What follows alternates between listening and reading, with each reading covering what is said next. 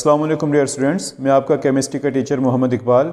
हमारा आज का टॉपिक है चैप्टर नंबर 13 के MCQs, एक्सरसाइज के MCQs। इसमें पहला MCQ है carbohydrate are synthesised by plants through photosynthesis process which require the following except कि पौधों में फोटोसिंथेसिस के अमल के दौरान जो कार्बोहाइड्रेट्स तैयार होते हैं उसमें जो है वो ये एक जो है वो ज़रूरत नहीं होता। उसमें हमारे पास जो 4 ऑप्शन हैं उनमें ऑक्सीजन की ज़रूरत नहीं होती, जबकि कार्बन डाइऑक्साइड, सनलाइट और क्लोरोफिल इस प्रोसेस में रिक्वायर होते हैं। दूसरा है which of the following is a disaccharide, इनमें से कौन सा डाइसैक्राइड है। तो इसकी सही ऑप्शन जो बनती है वो सक्रोज। सक्रोज जो है वो आपने ओलिगोसैक्राइड में पढ़ा है। It consist of 1 unit of glucose and 1 unit of fructose. तो ये सक्रोज जो है वो डाइसैक्राइड है। Number 3, photosynthesis process produce glucose. Photosynthesis के अमल में ग्लूकोज पैदा होता है। ये जो है वो डी ऑप्शन बनेगी हमारे पास। Question number 4, which one of the following is a tasteless, इनमें से कौन सा टेस्टलेस है, जायका नहीं होता। जो मोनोसैक्राइड और ओलिगोसैक्राइड हैं इनका टेस्ट मौजूद होता है, ये जायके में मीठे होते हैं, जबकि जो पॉलीसैक्राइड हैं वो टेस्टलेस हैं। तो पॉलीसैक्राइड के हमारे पास जो एग्जाम्पल है वो स्टार्च है, ए ऑप्शन बनेगी इसकी। Question number 5, when glucose and fructose combine they produce, C option sucrose. ये हमने हाइड्रोलाइसिस के उसमें पढ़ा है कि जब ओलिगोसैक्राइड उसका इंपॉर्टेंट जो है वो मेंबर जो है वो सक्रोज है। जब उसकी हाइड्रोलाइसिस होती है तो उससे 1 यूनिट ग्लूकोज और 1 यूनिट फ्रक्टोज का पैदा होता है। तो इसी तरह जब ग्लूकोज और फ्रक्टोज मिलेंगे आपस में तो उससे जो है वो सक्रोज प्रोड्यूस होगी। तो इसकी C option. MCQ number 6, glucose is penta hydroxy aldehyde, यानी इसमें 5 हाइड्रोक्सिल ग्रुप होते हैं और जो है वो एल्डिहाइड फंक्शनल ग्रुप के तौर पर मौजूद है। तो इसकी C option penta hydroxy aldehyde. MCQ number 7, thousands of amino acid polymerise to form protein, B option. ये आपने उसमें पढ़ा भी है कि amino acid are the building block of the proteins. उसमें जो है वो 10,000 से ज़्यादा अमाइनो एसिड आपस मिलते हैं तो प्रोटीन का मालिक्यूल बनता है। तो अमाइनो एसिड की पॉलीमराइजेशन यानी मिलने से जो मालिक्यूल बनता है वो प्रोटीन है। MCQ number 8, which one of the following is a triglyceride, इसमें सी ऑप्शन लिपिड। इसमें 3 जो है वो होते हैं, ये कंपोनेंट्स मौजूद होते हैं इसमें। नेक्स्ट है हमारे पास question number 9, enzymes are protein which have the following properties except. Enzymes जो हैं वो प्रोटीन होते हैं, इनमें एक प्रॉपर्टी ये मौजूद नहीं होती। वो कौन सी होती है? They are highly non specific. याद रखें एंजाइम जो है लिविंग ऑर्गेनिज्म में जितने भी केमिकल रिएक्शंस होते हैं वो सब एंजाइम्स की मदद से कंट्रोल होते हैं। इन्हें हम बायोकैटलिस्ट कहते हैं और हर स्टेप के लिए अलग जो है वो एंजाइम होता है, इसलिए ये हाईली स्पेसिफिक हैं। जबकि वो कह रहे कि they are highly non specific, तो यही इसकी गलत ऑप्शन है। इसी पे हम टिक मार करेंगे। MCQ number 10, which one of the following vitamin is water soluble, इनमें से कौन सा विटामिन जो है वो वाटर सॉल्युबल है? Vitamin C. जबकि जो बाकी विटामिन A, D और E हैं ये फैट सॉल्युबल विटामिन हैं। MCQ number 11, which one of the following is a fat soluble vitamin, A, E और K, ये तीनों की तीनों जो है वो फैट सॉल्युबल विटामिन है। लिहाजा हम जो है वो ऑल ऑफ दीज पर जो है ये टिक मार करेंगे, ये डी ऑप्शन बनती है इसकी। MCQ number 12, which one of the following is not the characteristics of monosaccharide, इनमें से कौन सा मोनोसैक्राइड का कैरेक्टर नहीं है? ये वाइट क्रिस्टलाइन भी होते हैं, सॉल्युबल इन वाटर भी हैं, रिड्यूसिंग इन नेचर हैं, जबकि ये हाइड्रोलाइज नहीं हो सकते, जबकि वो कह रहा है हाइड्रोलाइजेबल। तो सी ऑप्शन जो है वो इसका कैरेक्टर नहीं है। Question number 13, which one of the following statement is about glucose and sucrose is incorrect, इनमें से कौन सी बात ग्लूकोज और सक्रोज के लिए गलत है? तो इस MCQ के लिए ये जहन में रखें कि ग्लूकोज जो है वो मोनोसैक्राइड है, जबकि जो सक्रोज है वो ओलिगोसैक्राइड है। तो अब इनके लिए जो है वो कौन सी बात गलत होगी? तो इसकी जो सही ऑप्शन है वो डाइसैक्राइड है। इनमें सक्रोज तो डाइसैकराइड है मगर ग्लूकोज डाइसैकराइड नहीं है।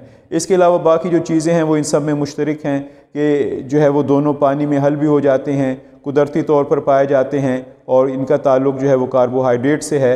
यही बात जो है वो डी ऑप्शन इसकी जो है वो बनेगी कि ये डाइसैकराइड हैं। सक्रोज तो डाइसैकराइड है मगर ग्लूकोज डाइसैकराइड नहीं है। MCQ number 14 disaccharide. MCQ number 14 which one of the following is reducing sugar, इनमें से कौन सा रिड्यूसिंग शुगर है।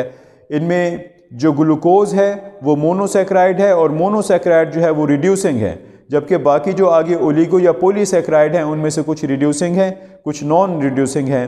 तो इनमें सिर्फ जो ए ऑप्शन ग्लूकोज है वो मोनोसैकराइड है, जबकि जो बाकी हैं माल्टोज है, सक्रोज है, स्टार्च है, ये ओलिगोसैकराइड और पॉलीसैकराइड है।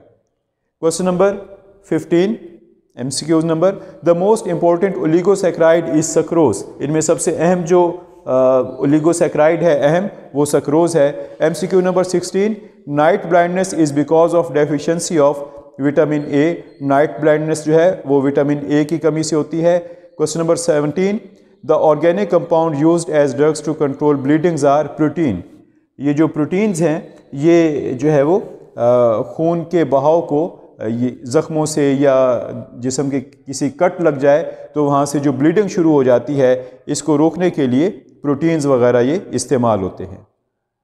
Deficiency of vitamin E causes anaemia in babies, बच्चों में खून की कमी होती है विटामिन ई की कमी की वजह से। 19 lipids are macromolecule they have characteristics except one of the following, lipid जो हैं वो बड़े बड़े मालिक्यूल हैं, इनकी ये खुसूसियत नहीं होती, इनमें ये खुसूसियत नहीं पाई जाती। कौन सी खुसूसियत नहीं पाई जाती? They are soluble in water, ये स्टेटमेंट जो है गलत है, लिहाजा इसी पर जो है हम टिक मार करेंगे। They are soluble. Lipids oil और फैट्स आप जानते हैं कि ये पानी में हल नहीं होते और उसने भी वही पूछा है कि जो इनका कैरेक्टर्स लिपिड्स का कैरेक्टर नहीं है। MCQ number 20 vitamins are accessory growth factors they play important role in our body like regulate the metabolic processes, ये मेटाबॉलिक प्रोसेस को रेगुलेट करने में मुआविन होते हैं, अहम किरदार अदा करते हैं। इन्हें हम आमतौर पर कहते हैं दे आर बायोकैटलिस्ट। नेक्स्ट है हमारे पास लॉन्ग क्वेश्चन, जो हमारे शॉर्ट सिलेबस के मुताबिक हैं वो लॉन्ग क्वेश्चन नंबर 1, 2, 3 और 5 हैं। 1, 2, 3 और 5 हैं, तो इनमें हम जो है वो बारी बारी देखते हैं। पहला है what are carbohydrates, how monosaccharides are prepared, give their character. ये थोड़ा सा उसने जो है इसे घुमा के जो है वो लिखा है। कार्बोहाइड्रेट्स क्या है? कार्बोहाइड्रेट जो है वो आपके पास जो पेज नंबर 102 है उसकी शुरू की डेफिनेशन है। Carbohydrates are macromolecule defined as polyhydroxy aldehyde or ketone, ये बड़े बड़े मालिक्यूल हैं जिनमें पॉलीहाइड्रोक्सी जिनमें बहुत सारे हाइड्रोक्सिल ग्रुप हैं, उसके साथ एल्डिहाइड या कीटोन फंक्शनल ग्रुप के तौर पर मौजूद है।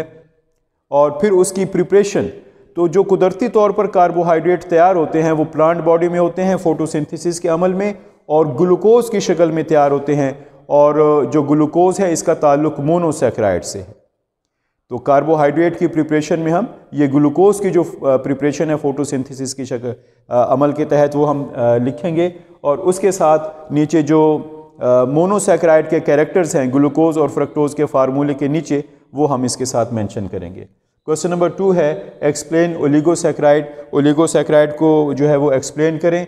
ये पेज नंबर 102 से शुरू हो रहा है और पेज नंबर 103 पर जो है इसका एंड हो रहा है, तो ये मुकम्मल लिखेंगे। इसमें जो है वो सक्रोज की हाइड्रोलाइसिस का अमल भी है, जिसमें सक्रोज का मालिक्यूल पानी की मौजूदगी में डाइल्यूट HCl और मिलाकर गर्म करने से जो है वो इससे हमें 1 यूनिट ग्लूकोज और 1 यूनिट फ्रक्टोज का पैदा होता है। तो इस तरह ये ओलिगोसैकराइड डिकम्पोज हो जाते हैं। इक्वेशन के नीचे इनकी प्रॉपर्टीज़ मौजूद हैं।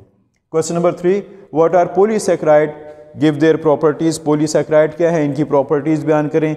ये उसी के नीचे है पेज नंबर 103 पर, टोटल 3-4 लाइनें हैं, ये जो है इसका आंसर है। Explain that amino acid are the building block of the protein, जो है वो वाजे करें कि जो अमाइनो एसिड हैं वो प्रोटीन के बुनियादी यूनिट हैं, यानी प्रोटीन इन्हीं से मिलकर बने हैं। इसका आंसर आपको पेज नंबर 105 पर मिलेगा।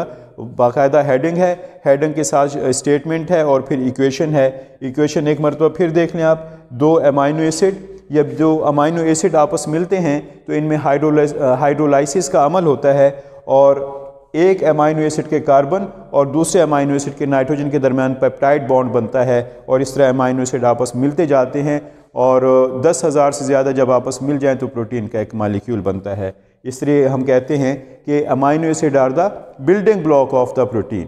तो ये आज का हमारा लेसन था, उम्मीद है आपने इसे समझ लिया होगा। अगर इसमें कोई प्रॉब्लम है तो मेरे व्हाट्सएप नंबर पर रब्ता करें। बहुत शुक्रिया।